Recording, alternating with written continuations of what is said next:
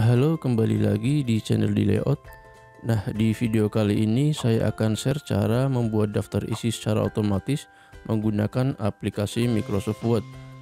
Nah, biasanya dalam sebuah karya tulis, entah itu berupa skripsi, makalah, buku maupun disertasi, biasanya ada bagian-bagian yang akan kita masukkan ke dalam daftar isi, mulai dari bagian bab, kemudian bagian subbab atau subjudul, dan juga bagian anak subjudul.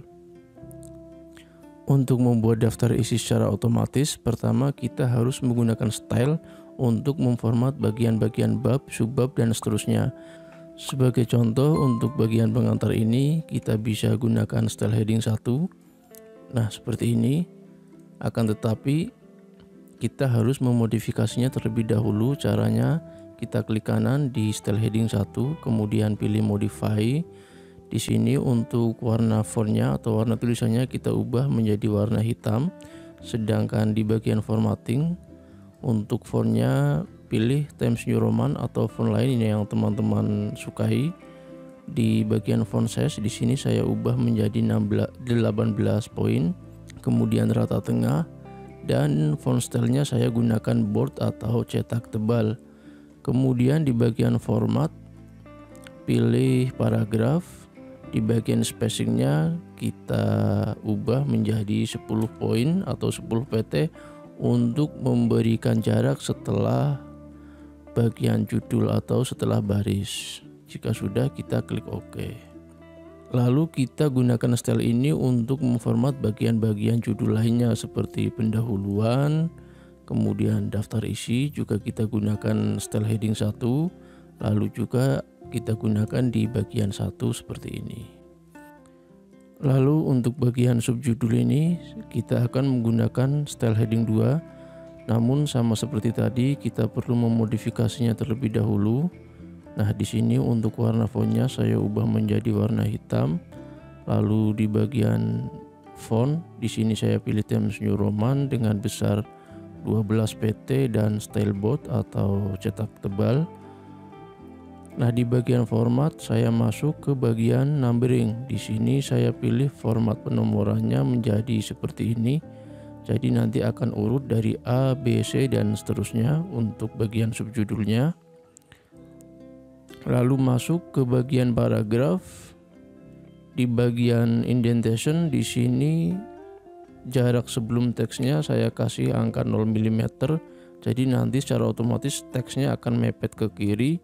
Sedangkan hanging di sini saya kasih 7 mm.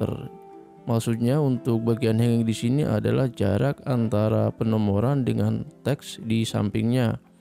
Sedangkan spacing di sini saya kasih 12 pt untuk jarak sebelum baris subjudul dan 12 pt juga untuk jarak setelah baris subjudul. Jika sudah, kita tinggal menggunakan style heading 2 untuk memformat bagian subjudul. Seperti ini.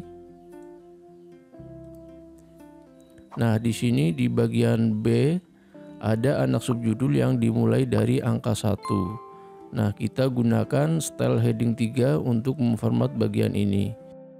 Sama seperti tadi, kita modifikasi terlebih dahulu. Nah, di sini font yang saya gunakan sama dengan font heading 2. Hanya saja ada sedikit perbedaan di bagian penomoran atau numbering.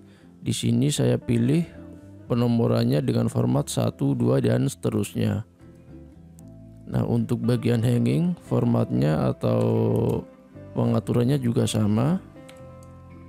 Hanya saja di sini di bagian spacingnya, jarak antar barisnya saya kasih 6 pt 6 pt untuk jarak setelah dan sebelum baris anak subjudul.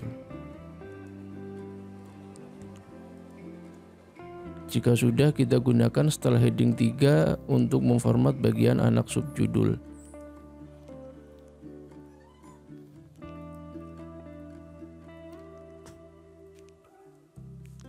Nah, jika kita menemukan kasus seperti ini, nah biasanya untuk setiap bergantian bab Untuk bagian subjudul dimulai dari angka awal di sini angka E harusnya dimulai dari huruf A. Caranya untuk mengembalikan ke huruf A, kita klik kanan lalu pilih restart at A seperti ini.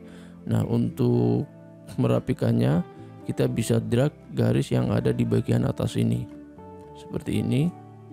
Baru kita lanjutkan untuk memformat bagian subjudul lainnya.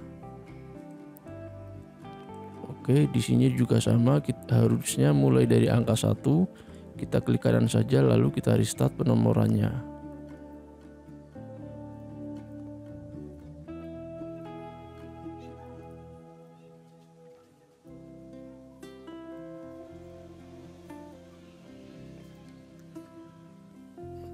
Oke, jika kita telah selesai memformat seluruh bagian di dalam dokumen yang kita miliki, selanjutnya kita bisa menampilkan daftar isi di halaman yang telah kita sediakan.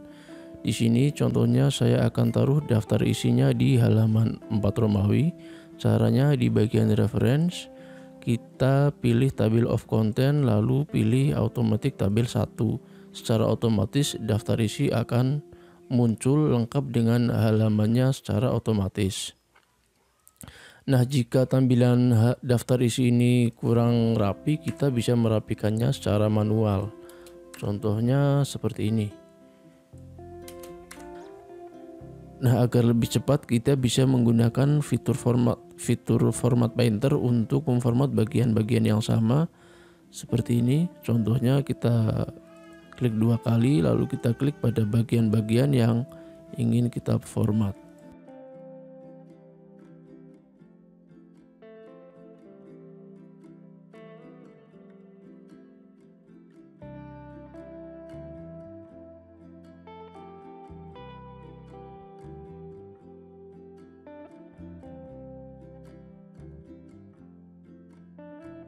Nah, jika nanti di dalam dokumen isi terdapat perubahan yang berpengaruh pada penomoran halaman, untuk bagian daftar isinya bisa kita update penomoran halamannya.